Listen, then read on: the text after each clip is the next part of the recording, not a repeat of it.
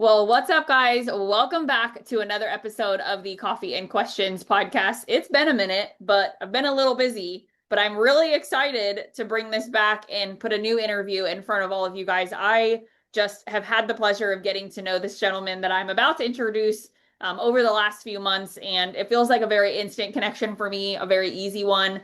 So I'm super excited to welcome you. But for those of you guys who have not met this gentleman, his name is Jake Vermillion. He is the CMO of Mortgage Champions. I feel like if you live on LinkedIn and they don't know who you are, that's a problem, right? That's their fault. But Jake, I'm so excited to have you on the show. Oh, it's an honor to be here, Michelle. We, like you said, it just have had an immediate connection.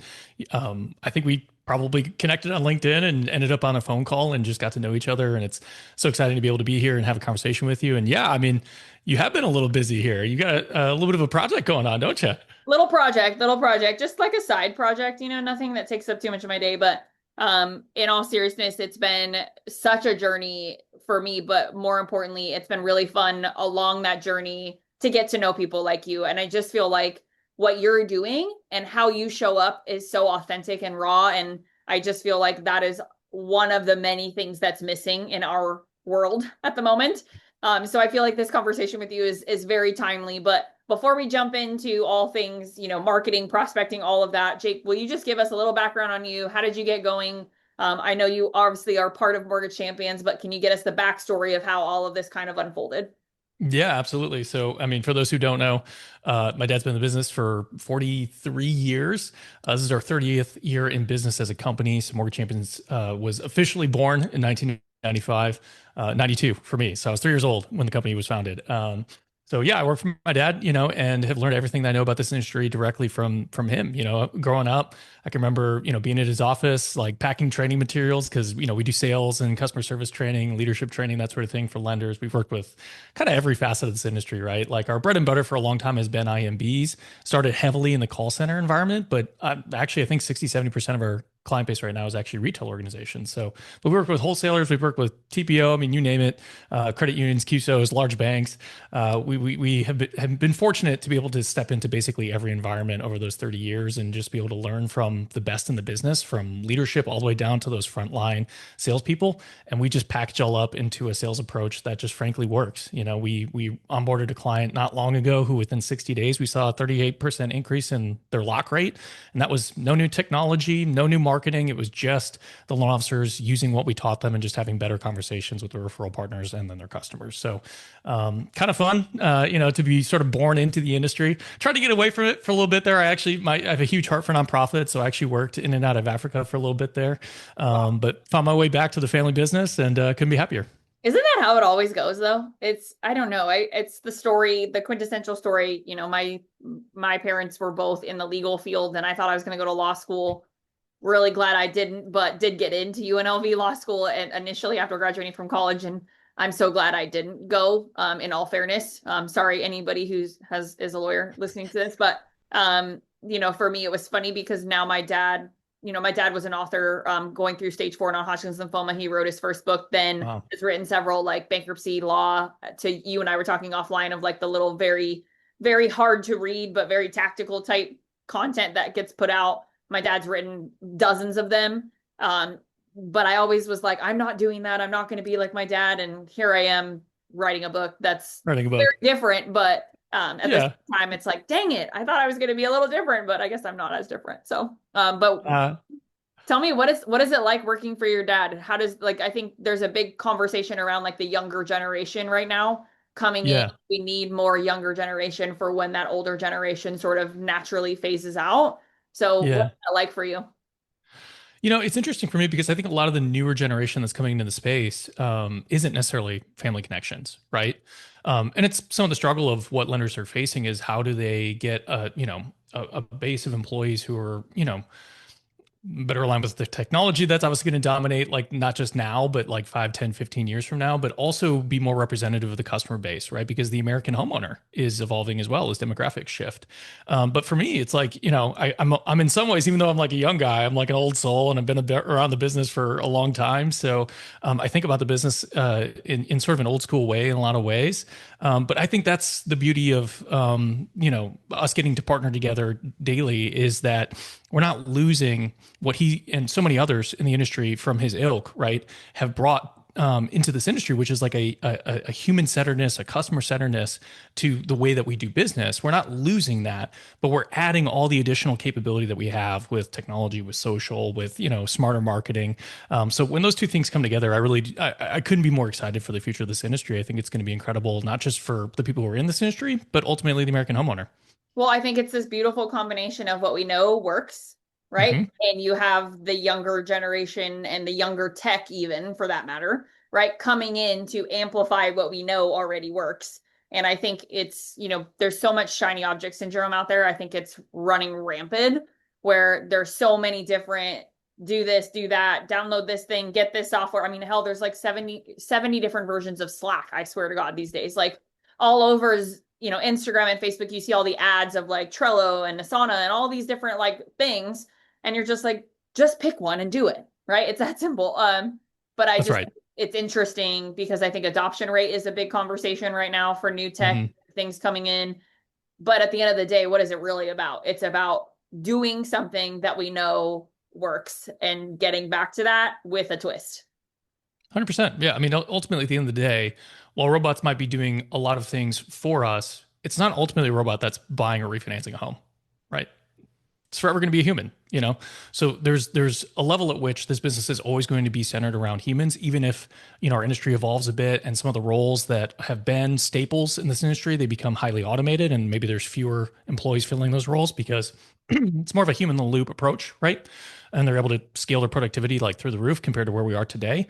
But the center of this business is still always going to be a human because it's always someone who's deciding that now is the time that they want to build equity. They want to have a stable place where they know they can live there for the next 30 years if they want to, or they want to be able to refinance and leverage that equity and pay off cash or make an investment or improve the home or whatever it is. So we still have to be able to dialogue on that raw emotional level of why are you pursuing this? Why is now the time for the home? Why is now the time that you want to be able to, tap your equity and make some improvements to the house and then walk through in partnership with this technology? How do we do that best and fastest and make sure that, you have the best experience possible and it's seamless. And it's not a frustrating experience like we often hear from our customers, unfortunately, today. Well, and I think the frustration as a homeowner myself, multiple times over, right? The Sure. frustration from our end comes from when you try to automate yourself out of the situation. When you have, for example, the person that I used to buy the house that my husband and I currently live in, we got automated a lot of the way through, and that was frustrating for us because I picked him on purpose by design Mm-hmm. based Mm-hmm. off of his story and my story and the things that we aligned on, and you lost that human centeredness because you wanted to just make everything super easy. And you'll That's love right. the story, Jake. But on our 1 year anniversary, I don't know if I told you this when we were talking offline before, but on our 1 year anniversary of buying the house, we got a letter in the mail. Pretty standard, right? We get it in everybody gets them. Congratulations on your 1 year, right? And it was a gift card to a coffee shop, but it was $5, so kind of nothing, right? Not even buying a cup of coffee these days. But more importantly, I live in Tennessee, and the coffee shop that was on the gift card was in Oklahoma. And so I texted the loan officer and I said to her very candidly, I said, I appreciate the sentiment, but as a person in this industry that teaches and deals with this every day and does it professionally, like as a career, let me give you some advice. First of all, the girl at the front desk stuffing envelopes, sending all of these out for 1 year anniversaries needs to slow down and look at where the house is that this is going to, because she obviously either printed off a label that said Tennessee or hand wrote that. And the coffee shop was in Oklahoma. So something's missing there, right? And the next morning, I got an email with a $50 gift card to a coffee shop here in Clarksville, where my husband and I live. And I just said to her, I was like, you didn't need to do that, but I appreciate the sentiment.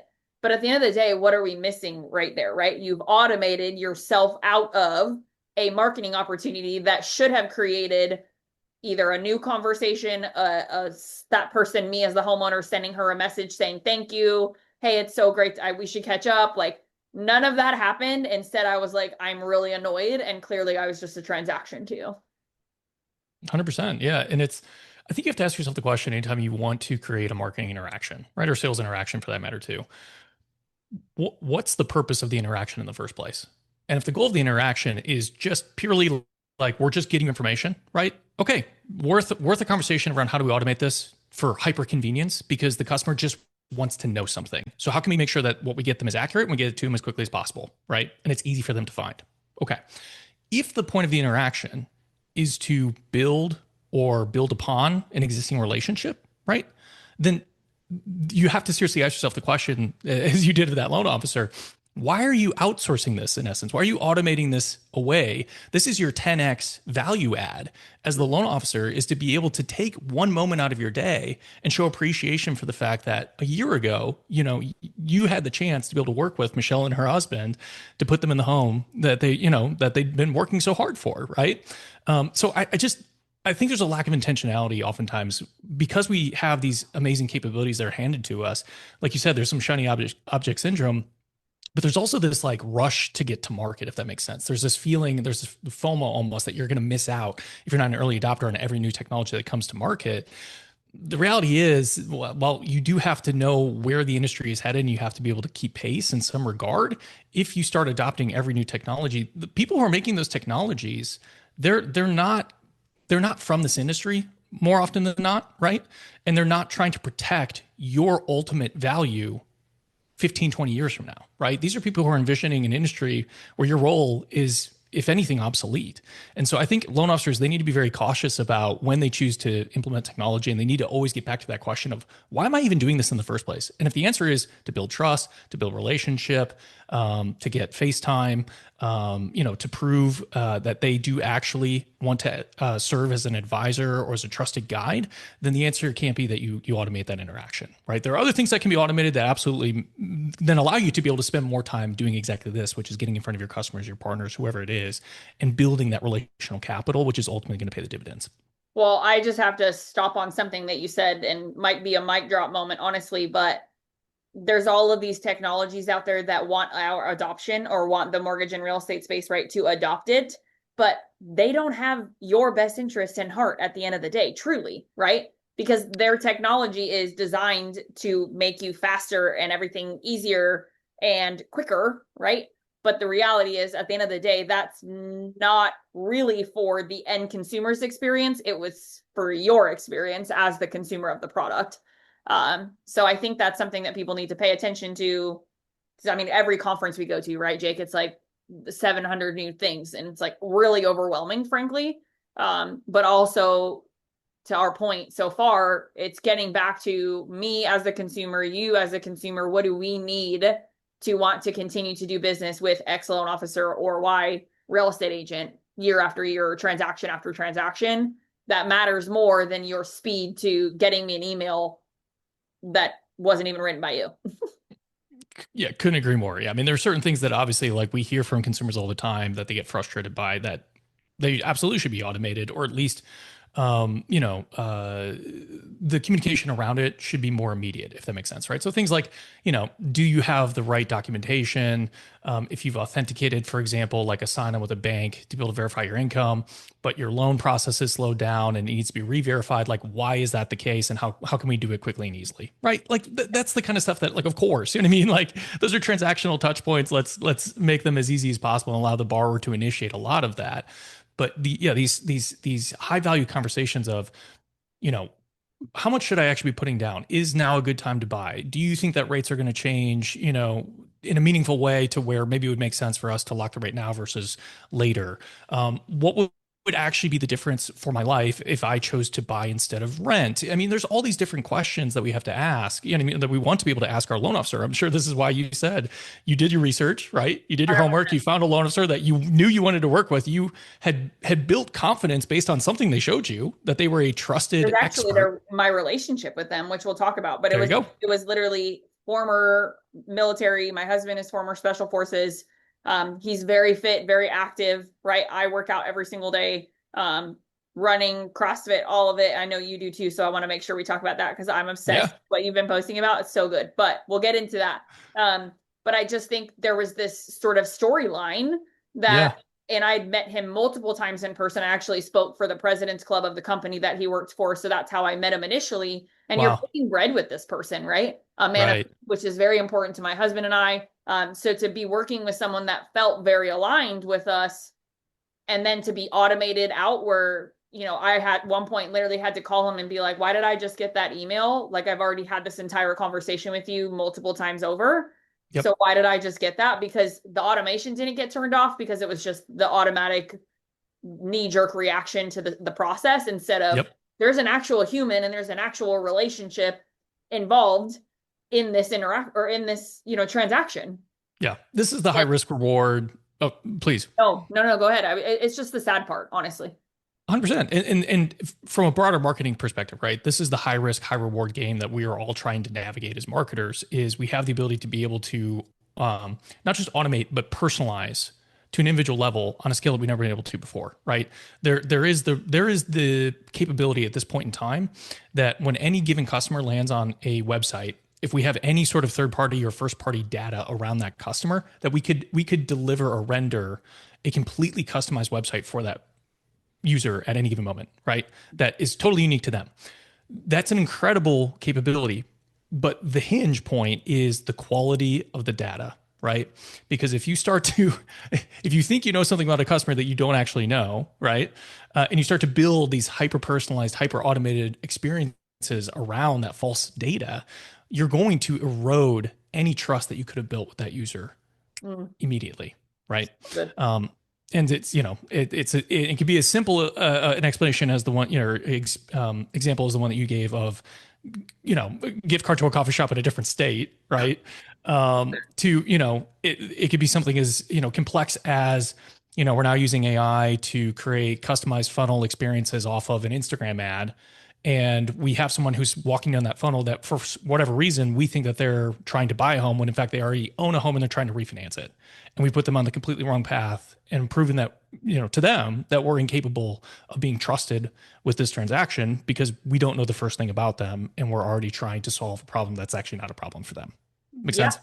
Oh, absolutely. It exposes a whole bunch of different things, right? It's a loaded conversation, but what I think this really leads to a point that I have spoken heavily on, and I'm very eager to hear your thought process here.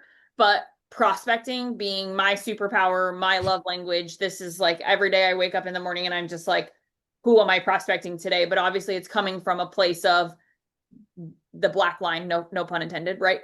To the book coming out, but or no reference, foreshadow, whatever. To the point that we have to do what we know we need to do every day in order to see our business grow, period. Mm-hmm. Right. Mm-hmm. But when I wake up and I think about prospecting, there's zero part of me that thinks about, oh, I really would love to meet Jake. So I'm going to use this AI to send Jake a message that is copy paste, copy paste. And guess what I'm going to do? I'm going to have the AI mass message every person that has a similar profile to Jake, but at least I'll make sure the first name gets changed. Like, never in a million years would I allow that because, I mean, I'll let you speak to it, but Mm-hmm. how did you feel when you got that initial first message from me?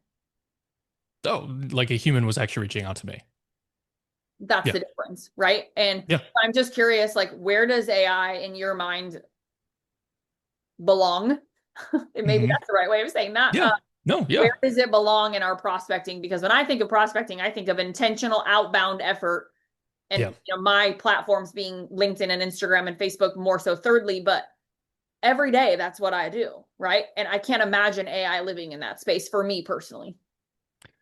You couldn't agree more. Yeah, and like for more fully answer your question of like what did I think when I saw your message? It well, not only was that it clearly was written by a human, which is pretty unique in today's world where I get a lot of, I mean, you can imagine as someone who's, fairly active on LinkedIn, I get a lot of messages on a daily basis that it clearly, some are, simpler automations that you can tell it really is just a first name swap. Others are a little bit more complex where you can tell it, okay, there's some level of like AI generative, copy happening here, but still very evidently not written by a human, and very little understanding of who I am, how our business operates, what sort of products or services we would be interested in, who we might want to partner with. I mean, just obviously like no context whatsoever.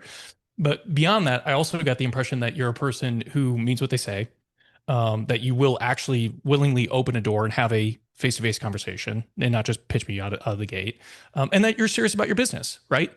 Th- these aren't things that scare people off, right? I think sometimes maybe loan officers, realtors, whoever's listening to this, like they might think, okay, well, even if I could find the time to be able to start outbounding, right, to who my prospects are. We probably need to talk about like how do you even identify who your prospects are. Yeah. Maybe they get concerned that because there is so much spam mail out there that, well, if I come across, in a certain way, it will put people off. No, nobody who's serious about their business is put off by someone else being serious about their business, right? And genuinely saying, hey, look, I think there could be some synergy, some partnership opportunities here. Like I love my business. It seems like you love yours. Here's where I see some connection points. Can we at least just kind of call and have a conversation about it? Yep. Nobody's ever going to be put off by that message, especially when it's written in a way where a human wrote it. You see a typo, maybe even. It's like the kind of things that just they truly stand out in today's world, and it will get you responses. And I know for you, it got a response from me, and here we are. Like Well, we're here we have this are, right? But relationship. it goes back to what you said at the very beginning of this call. So I just want to like bring it home on that front, which Yeah, is getting back to what we know works and not trying to simplify the process or speed up the process or overcomplicate it for that matter. And I will tell you, everybody who wants to listen, that the amount of time it took me to write that message to send to you, or the amount of time it would take for you, Jake, to send a message to someone else. Like, I know you and I were talking about a former podcast that you had, and I'm like, Jake, you got to do that again. You got to get it back. Just so good and so needed. But at the end of the day, what it comes down to is it's not hard to be a human, no. but it takes what, 5 extra seconds, maybe 10 extra seconds to Even if it takes 20 minutes, how many people yeah. can you actually do business with? How No many how many referral partners can you actually build a relationship with and take their business and handle it well and give them business back? You know what I mean? Like I think people sometimes they see the ability to be able to scale, but it's like for what? If you could reach out to 20,000 realtors as a loan officer through some sort of automation with AI or whatever it is, right, on LinkedIn, what good does that actually do you? You know what I mean? can't You handle can't do 20,000. business with that many No way. people. Yeah, you wouldn't want to anyways. Out of those 20,000, 19,967 would probably be people you don't even want to have a beer with, right? But you want to do business with them? It's like I said on another conversation recently that there's a lot of people who are trying to solve the problem of like, how do we leverage AI, for example, to get better context, right? So that we can walk into a conversation or understand a prospect better to be able to make a more targeted approach. And I think that's great and beneficial. And you asked the question, like, where is AI? What is its role in the prospecting process? I would say, if anything, right now, it's a research and listening tool. That's maybe the one place where it can be used well. You still have to double check its work because it's not going to get everything right. But to be the ability to be able to use something like an AI to be able to understand, well, what has Michelle been up to on LinkedIn over the last 2 months? Not so that I can like weasel my way in and pitch her, right? But so that I can genuinely understand like what drives her, what's exciting about her business, what are some things that have happened recently that are exciting that I can congratulate her on. Are there people in her life who are meaningful, whose names I might want to know, so that if I have a conversation, I can ask how they're doing, right? Like that's a great way to be able to use AI. But if I was a vendor right now in that space and I'm trying to figure out the context problem, I would also be trying to figure out like what I like to call like the matchmaking problem, right? Which is just because I'm able to identify with a research and listening tool that this realtor is active in my market, that we might be aligned in terms of business, in terms of like volume, right? I'm able to learn some of what, how they run their business, what they're about based on a social profile. It still doesn't actually fill in the blank of like, would we get along as people? Right. Yeah. We brought up like the fitness thing. Like you and I have this like shared connection of like, I mean, you're like a legit elite athlete and I'm just like a person who's like throwing around dumbbells on occasion. Stop But it. Stop. well, no, but seriously though, but we share that, right? And like that's one of the reasons why we have this rapport with one another. If there is a tool that comes to market that can not only do the sort of background data of who might be a good prospect for you from a business perspective, but also like do that matchmaking to tell you like, hey, we also think you would like each other as people. That Yeah. partnership is going to be so much more powerful than one that's just aligned on business. Don't we have those apps for like dating? It's, I mean, it's like, how could it be that hard? But this is funny. It's like a side tangent, and I think you'll get a kick out of this. But my husband and I got married 2 months to the day after we met. It's a whole story for another time. But I just 100% knew that he was my husband. Like the day I met him, I texted my best friend and I said, that is my husband. Without a shadow of a doubt, I will marry him. And I Amazing. remember getting a text message from her back, and excuse my French, but she was like, you are batshit crazy, Michelle. And I'm like, no, nope. I know it in my soul that God put that man in that room at that time, and he has my human. I was right. We've been married 6.5 years, have a 4-year-old. But Incredible. what I want to say about that is like the ability to be human beings, right? It's funny because like my husband walks in to buy my ring at Shane Company in Phoenix, Arizona. And the first thing out of the woman's mouth who was introducing herself for the appointment with Dave was, "What app did you meet your wife on, or your soon to be wife on?" And my husband's like, "I met her in the gym." Right. Yeah. And Yeah. it was like she was so shocked. Like I remember him telling me that she was just like beside herself. She's like, "What? That actually still happens, you know?" But the reality of it is like we have those types of tools that are designed to hmm tell it, does Michelle and Jake's personality align? Do they enjoy doing similar things? Do they like working out? Do they like hole in the wall coffee shops? Do they like these things that they can talk about? And how do we not have an AI that can scrub Right. profiles so that if I want to send you a message, Jake, I can type it in and it's going to tell me Jake recently started, a pull-up challenge or recently started whatever fitness thing so that hmm I can use that as part of the leverage that I'm going to put in the message to send to you. It's just, Well, and, and yeah, and this is the thing because I think we have tools that to a degree can do that, right? Like I could learn about someone who I share no common interest in with, but I could feign commonality, right? I could see, oh, well, they're clearly crazy about Disney. I'm going to do a little bit of research on Disney and I'm going to make it out like I'm a big Disney person to try and get this deal. Eventually, that's going to be exposed if you end up yeah, with a partnership, right? yeah, So it's like, can we cut the BS, if you will, a little bit, and like let's not just let because part of the prospecting problem is you often see people going for the lowest hanging fruit or the absolute like creme de la creme. And both of those are difficult for their own reasons, right? Creme de la creme because well they're the best in the business for a reason. They probably already have preferred partners. Like good luck getting your foot in the door unless you're also one of the best in the best. Bottom of the barrel, the problem is one, you're not going to get a whole lot of volume, and two, often when you do, they're going to be the most difficult cases that you're going to work, right? Like if you're talking about a loan officer scenario, like those are like the save loans where you're like getting the table scraps, and and they're not going to give you a mulligan because it's a hard loan. If you don't get it right the first time or there are problems and they get bad feedback from that customer, they're not going to give you a second opportunity, even if you were severely disadvantaged, coming into that opportunity. It's that middle ground that you have to play with as like the very top of the funnel. Like this is the playground. Now you got to like we need better tools to be able to find like who are the kids that I actually am going to fit in with on this playground so that we can actually like get to work. You know what I mean? yeah, So yeah, without feigning things about ourselves that aren't actually true just to get the first piece of business, but then realize in the long run it's like I don't actually like doing business with this person. It's not a healthy partnership and there's probably other people out there who I'm more like, that we could have a great partnership and be able to do business for decades to come. for sure. And I will tell you, when I look at my calendar, and I'm sure you feel this, right? You look at your calendar and you see who's on. And I remember messaging you this morning, just being like, I'm so excited for our conversation. But that's because that was by design, right? You choose Mhm. intentionally, hey, this is somebody who I think, one, my audience needs to hear his perspective, but two, I actually want to spend some time with him and I'm going to enjoy that time. It's really not that complicated, right? But I mean, Right. how many of us look at our calendars and see calls on there and we're just like, it's like nails on a chalkboard. You're, just don't want to get on that call. And I've had several of them, recently, but I think part of it is it's just also being okay with understanding that we aren't for everyone and we don't need everyone.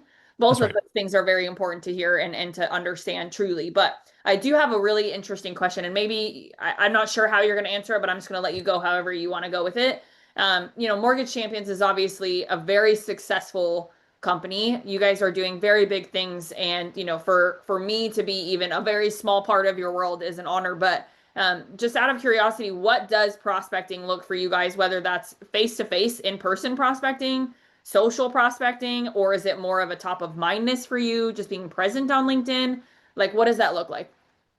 Yeah, great question. And first and foremost, I feel the same way. Like we're not too big for our britches, Michelle. Like I am honored to be here having this conversation, getting to know you. You are a superstar in our space, and I know you because I've heard you talk about on other podcasts. Like because all some of us feel like you're just like coming out of nowhere and you're like having this incredible impact on our industry. But I know you've been working and this has been in process for years. But it is Probably the really cool to hardest see thing. you. That's Go probably the ahead. hardest thing. It's probably the hardest thing to hear what you just said. It's like, oh, she just burst on the scene. I'm like, whoa, whoa. Yeah, whoa, I've been here. Let's talk about the last 5, 6 years, okay? But in all Exactly. seriousness, it's a weird place to be, right? It's a hard thing to digest and hear that, but at the same time, like I feel like that about you. Like, oh my gosh, Jake said yes to me. Jake's on my calendar. Like, we're never, my saying in my world and in my company is we're never, nobody's too big to plunge the toilet. None of us are, right? Like, Well, yeah, I love that.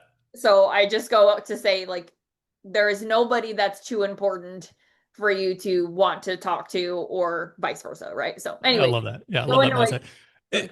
How do we prospect at Mortgage Champions? We're in essence a B2B company, if you will, right? We don't actually train individual loan officers. We only work with teams, full companies. So, our process, it's pretty tailored, right? There's a certain type of person that we're looking to build a relationship with, and we're more than willing to play the long game. So yeah, there's a huge top of mindedness that's central to our strategy.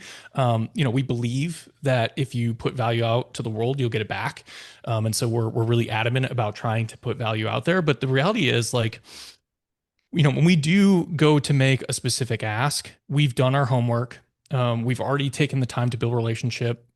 In almost every scenario, we've at least had some FaceTime interaction with a person, or at least a brush by, right? Like, it's not uncommon for me if I'm going to spend time sending intentional messages on a LinkedIn, for example, right? I've heard someone's name, or I've been referred to someone a couple of times by some friends. We've caught eyes or something at a conference, right? It's like at that point where then I will message and I'll say, hey, I know you've been at this event in the past. I'm going to be there in a couple of weeks. We've crossed paths, this many times. So and so says the most incredible things about you. I just would love, to be able to just get to know you. Can I buy you a cup of coffee and can we spend 15 minutes?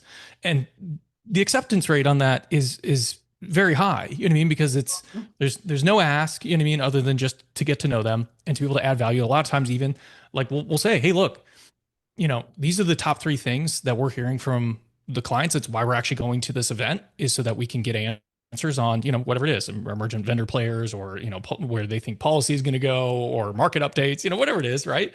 And so, I'll ask like, hey, I would love to hear your take on what's going to be said from the stage on these topics. And I'd love to share mine as well. Right. And there's a mutual exchange there that happens. So, that's how we think about it. It's, we don't think in terms of audiences. We don't think in terms of segments. We think in terms of people. I'm not trying to reach CEOs at lenders, right? I'm trying to reach John Smith, right? And it's because we already walk in similar circles. There's a like-mindedness there that I'm already aware of. You know what I mean? I know that I've built rapport with either him or someone that he knows, and it just makes sense to explore. Is there a more intentional way that we could add value to him, to his team, than just being acquaintances, right? So yeah. that's But how we think about it. if you look at the root of the message that you mentioned, though, because that's where my brain goes, right? Like dissect that initial message that was Yeah. sent. And I do talk a lot about this. I have a kind of a 4-part framework that I use in my mind, and I talk about it in the book a little bit. But the biggest thing about sending a message to someone is, how do we create leverage, or ethos, right, is another big word. Renee Rodriguez wrote the foreword, as I think you probably know now. And Mhm. one of his big words that everybody knows and we talk about is ethos. And in my world, we talk about leverage, right? We talk about this word of, how do we create leverage? And I think sometimes leverage gets a bad rap, like, oh, Mm. leverage this person to get to that person. But like, let's slow down for a second and realize that's not a bad thing if you're doing it correctly, right? Mm. Because if you and I have this mutual friend, and Mhm. that mutual friend is a super positive influence in your life, my life, great storyteller, great person on stage, super hyper connected, all the things. If I name drop that person to get to you, you don't see that as a bad thing. You see that as a good thing, Mm. right? And Mhm. so I think it's all about, the understanding of how do you put leverage into a message so that it's not, I'm just name dropping to give myself some clout, but I'm actually name dropping to almost build this bridge that makes it where it's almost impossible for you to want, for you either to say no to me, or for you even to want to say no to me. Um, Well, and use if you use the word leverage, right? Like if leverage is a warm introduction, right, to a person, that's something you have to earn, right? So if you Absolutely. drop a name that person is like, well, I don't respect that person. I don't have a relationship with that person. That person doesn't know me. You know what I mean? I don't let that person give me recommendations on who I do business with. Like, Yeah. you're going to make the bed that you lie in, So, yeah, it's if you are of a mindset where you're not operating out of necessity or desperation, might be a way to think about it, right? And you're operating out of a mindset of abundance and confidence, that you know that you can add value, you already are adding value, and you would love the opportunity to be able to be introduced to more people to whom you can add value, right? Like there's just, you know what I mean? It's a very different, at no point are you then concerned about saying to someone, hey, we've seen each other at a couple of conferences, so and so is a mutual connection. Like I'd love to know if we could just have a conversation, right? I mean, it's that simple. And I want to kind of not necessarily wrap up, but for sake of time, right, have sort of an end point of this conversation in the sense of I think people are, to your point, like I'm going to mass text or mass email 20,000 people and maybe I'll get 0.05% that actually respond to me, right? Some ridiculously low number. Well, why don't we undo that and instead say, I'm going to message 20 people and I'm going to get 20 responses, and all 20 of those are going to be now booked calls on my calendar. In my opinion, it would take the same amount of time to send those 20 messages very intentionally than it would be to field all of the bazillions of responses or emails or auto replies or whatever that are going to come in from the 20,000. That's just my 2 cents. I mean, it's just, Couldn't yeah. agree more. And when we train loan officers on the need, especially in this marketplace where there's affordability challenges, there's inventory challenges, to drastically expand the referral partner base, right? And even diversify the referral sources beyond just realtors. The number one response that we get is call reluctance, right? Mhm. Because they've made dials, they remember that sort of feeling of rejection. They're like, I'm not doing that again. Well, to your point, if you drastically narrow the scope of who it is that you're trying to reach, you've done your homework, you know this is a person that is doing business that you can do business with, right? You're in the same market, you have a unique product that you can offer this person. Then you know when you get that specific, the rejection rate goes significantly down. Yeah, it's not a 99.5% rejection rate like you were talking about. Okay, maybe 2 out of the 20, don't get back to you or they say, no, I'm good at the moment. Okay, that's a heck of a success rate for at Yeah, least good getting that batting initial average. conversation. Yeah, right. That's a heck of a batting average. Yeah, talking about Dale's podcast batting 1,000, right? Yeah. Yeah, I mean none of us can bat 1,000, but we can certainly bat 500. That's just a question of how intentional have we been in identifying the prospects of people that we want to reach out to, and what was the quality of our outreach, right? If we didn't take any time to get to know them, if we didn't identify that there's something that we can offer them that no one else can offer them, if we didn't communicate the value that we can offer them in a unique and compelling way, and we didn't reach out to them on a platform of their choice, then like of course, you know what I mean? Like we've earned nothing but a low batting average in that situation. So yeah, Yeah. if we want to overcome the call reluctance issue that keeps people from prospecting, then you have to do some of these things that you're talking about of narrowing that scope and getting down to like people you want to do business with. And how do you know who those people are? You study them a little, guys. It's really that simple, That's right? right. I mean, Yep. it's truly this very overcomplicated conversation for people that has a very, very simple answer. And I talked at a conference recently in Sacramento. It was for a big giant Women's Council of Realtors event. It was awesome, and I don't know how many people were there, doesn't matter. But I was in a breakout room Saturday, so it was like 3 breakout sessions, and then Sunday was like the keynote. And the 3 breakout sessions, I asked the same question in all 3 of the rooms. I felt like I was in an Uber car, like I literally had to like get chauffeured around after each breakout session, but it was still really fun. But I asked this question before I started every segment, which was, how many of you in this room have been to a social media class or taken a social media webinar in the last 2 months? The whole room raised their hands. Okay, for those of you in the last 2 to 3 months, how many of you have been to 3 to 5, right, in the last 90 days? Pretty much 75% of the room, I would say, kept their hands up. Okay, let's go a little further. In the last 6 months, how many of you guys have been to more than a dozen? Right. And I'm sure you wouldn't be surprised by the number of hands that stayed up. And I said, none of you in these rooms need to go to a single another one of them. You don't. You do not need another social media webinar. You do not need another gimmick or gadget. You need to do the work. That is it. And it is so simple. It is so simple, but we want to overcomplicate it so much. And honestly, I feel like that's why I was put on this planet, is just to simplify the outcome with a very simple and singular action. And I feel like what I hear you describe not just in today's conversation, but on our previous conversation, on our phone call, all of it. It's so simple, Jake. It really is so simple. it, it's a balance, right? I maybe lean on this metaphor a little too much, but if you took a class of pottery students, for example, right, and at the beginning of the semester, the professor split that class halfway, right, one inside, one on the other side, right side of the room. You are going to make one pot. You're going to submit at the end of the semester. You have all semester to plan it out, design it, you name it. You're going to make one pot, and if it's excellent, you'll pass. If it's not, then you'll fail. The other side of the room, you're going to make a pot every single day, right? And you have to make at least 50 pots. If you make 50 pots, you're going to pass. And if you don't make 50 pots, then you're going to fail, right? Which side of the room do you think had the best pots on average at the end of the semester? I mean, it's pretty obvious, right? Yeah, it's the one that got the reps, right? But It's that's the what I'm side of the saying. I room. was like, wait, is this a trick question? Hold on. Not a trick question. Yeah, not a trick question. Although I have had people say, well, it's the one who took they took all the time to structure it out and design it. And Oh, you you know what I mean? overplanned. You didn't take action. Exactly right. Exactly right. What ends up happening is they iterate, they iterate conceptually. They get to the point where then all of a sudden it's like, oh, tomorrow is the final project. I haven't done anything. They start throwing clay for the first time and they can actually bring to fruition Yeah. the plan that they put in place for themselves. Right. Whereas the other Action. people, like they've had those reps. So like you have to narrow down your audience so that you have a reasonable amount of like a feasible amount of reps to take, but you have to get those reps. So to your point of like, stop sitting in the webinars, stop sitting in the seminars, you know what I mean? Like stop watching other people do social media well, or whatever it is, you know what I mean?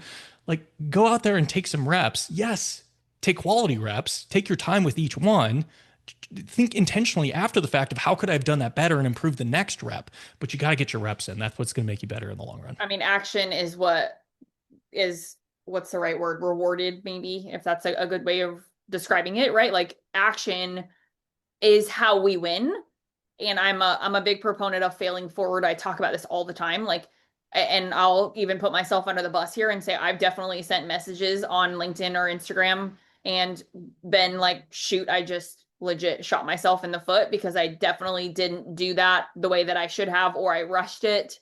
Or I thought the connection was what I was there, but maybe I misunderstood the connection.